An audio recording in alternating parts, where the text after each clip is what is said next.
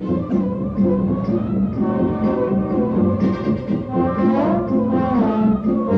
the 10th anniversary of his passing, Scarecrow is honoring Roger Ebert with a section of his great movies.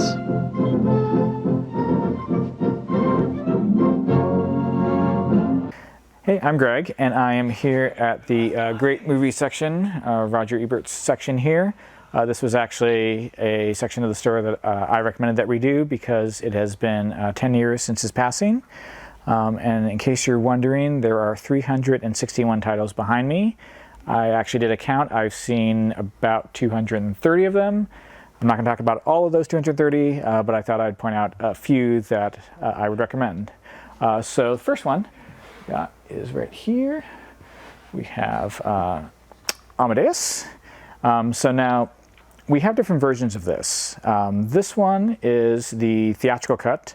There's also a director's cut, although I put directors in quotes. When the Laserdisc came out for this, Milos Forman went through why he took certain things out of the movie, and I think he did it for the better. The theatrical cut is 20 minutes shorter, it's tighter, and unlike the director's cut, Salieri and Mozart don't come off like complete assholes, which is basically what happens. So if you're going to get version Amadeus, get the theatrical cut. It won 8 Oscars.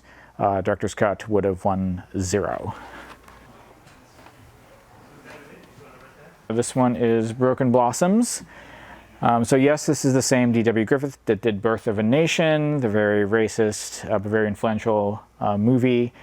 This one he did later, in 1919. It is still problematic. At the time, you couldn't have different races on the same on the screen having a interracial romance. That was actually against the law.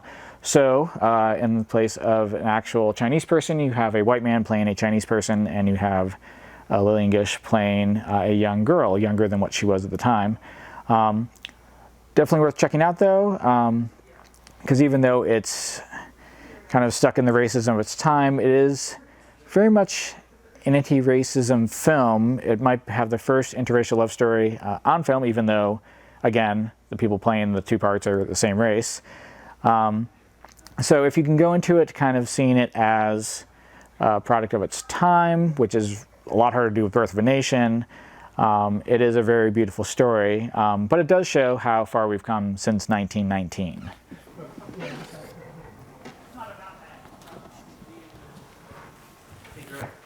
So this one has 2 movies in it, but we're going to talk about Floating Weeds, which is the remake of A Story of Floating Weeds.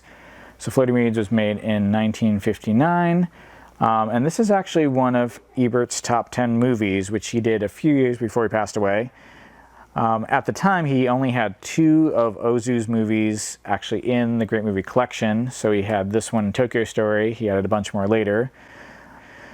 This one is beautiful. It's actually was not with Ozu's actual, the studio he usually did movies with. He did it with a very famous cinematographer, which did a lot of the films with Kenji Mizoguchi. It was actually in his studio that he did a film with.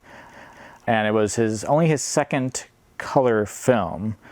One thing about this that I really love, it has one of my favorite quotes about Ozu in the review that Ebert did, in which he said that sooner or later, everyone who loves movies comes to Ozu. And that is very true. And this is not one that's as well known, so definitely worth checking out. Lost in Translation. One of the things I like about his list is he has classic films in there, but he also has some newer things. In fact, some movies he put up only a few years after they came out. And so this is one of the newer ones he has on there. I still think this is Sofia Coppola's best film. I think it's Bill Murray's best performance. And some people, you could see this as, you know, the characters kind of making fun of Japan, but it's really not about Japan. It could have been set in any foreign country, because it's basically about these 2 characters who are basically lost, who don't feel connected to the relationships, they don't feel connected to where they are. And so Japan's kind of a stand-in for just being in this place they don't understand. But Bill Murray's character and Scarlett Johansson's character find each other, and in that connection, you basically find some semblance of a, not really a life, but basically a connection that kind of helps sustain them. And plus, the ending of this movie is great. Now, one more thing I'm going to talk about, because there's one on the bottom shelf, Umberto D, and I actually saw that at Ebert Fest. That's when I actually met Roger Ebert. So this was taken on April 28th, 2011.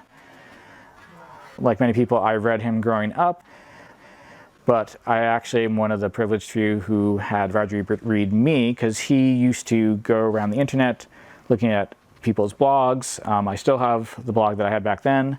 My blog was one of the ones he actually read. And so we got to meet. And actually at that Ebert Fest on that same day, we got to see Umberto D, which is down here. Same guy did Bicycle Thieves, also a recommendation. And I do have some other ones that I've also put little shelf talkers on that you can also check out. So if you come by, check out the Great Movie section. You'll find some good stuff to watch. You know, I have to agree with you. Looking at those films, even a couple that we disagreed on a little bit, you know what I thought? I wished I had a movie theater. I'd like to throw a film festival.